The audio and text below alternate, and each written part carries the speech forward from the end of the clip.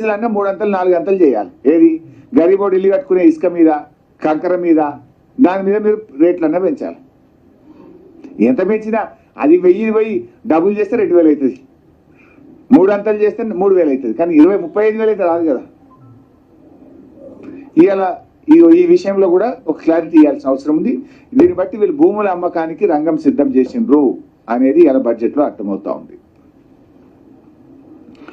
ఇంకో ముఖ్యమైన విషయం ఈ బుక్ లో మీరు కూడా చూడొచ్చు, గ్రాంటీన్ ఎయిడ్స్ అంటే కేంద్ర ప్రభుత్వం నుంచి వచ్చే డబ్బులు. గ్రాంటీన్ ఎయిడ్స్ అంటే కేంద్రం నుంచి మనకు వచ్చేటువంటివి.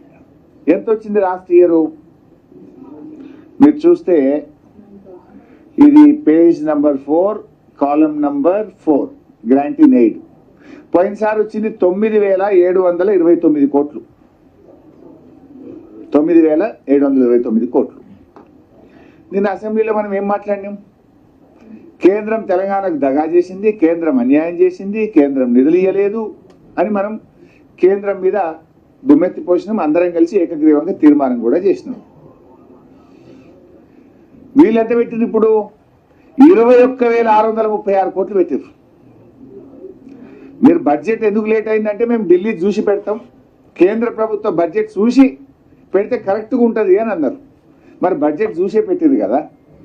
పోయినసారి వచ్చింది 9,729 అయితే ఇప్పుడు 21,636 అడికలు వస్తుంది.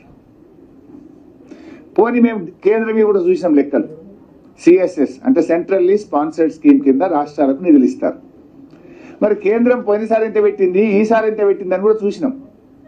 పోయినసారి 4,60,614 కోట్లు పెట్టింది కేంద్రం. ఈసారి ఎంత పెట్టింది అంటే 5,05,978. ఏ మార్జినల్ ఇంక్రీజ్, 5%. కానీ మీరేమో 100% కంటే ఎక్కువ పెంచారు. అంటే ఇది రాదు ఈ డబ్బు.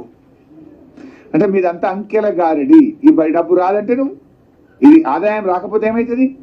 ఖర్చు పెట్టవు అంటే ఏదో స్కీమ్కు కోత పడుతుంది. మీరు చెప్పిన స్కీమ్లు అమలు కావు.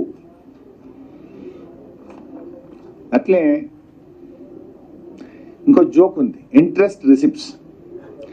ఇంట్రెస్ట్ ఆన్ క్యాష్ బ్యాలెన్సెస్ అంటే ప్రభుత్వం దగ్గర డబ్బు బాగుంటే, ఖర్చు పెట్టకుండా ఖజానాలు మిగిలి ఉంటే దాని మీద మిత్తి వస్తుంది కదా పైసా. బ్యాంకులో మన డబ్బు ఖర్చు పెట్టకుండా ఉంటే దాని మీద ప్రభుత్వానికి ఆదాయం రావాలి. ఆ స్థితి ఉన్నదా మన దగ్గర? ఎప్పుడు చూసినా వేస్ అండ్ మీన్స్ నడుస్తుంది కదా.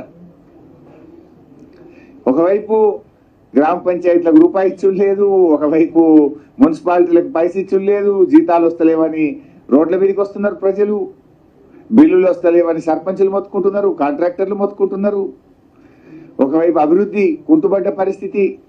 వీళ్ళు ఏం పెట్టిన వీళ్ళ బడ్జెట్లో అంటే ఇంట్రెస్ట్ ఆన్ క్యాష్ బ్యాలెన్సెస్ కింద 605 కోట్లు వస్తుందని పెట్టారు. పోయిన సంవత్సరం ఎంత వచ్చింది తెలుసా బాస్? అందులో కూడా వీళ్ళు కూడా 4 నెలలు 5 నెలలు పాలించారు కదా, డిసెంబర్, జనవరి, ఫిబ్రవరి, మార్చ్.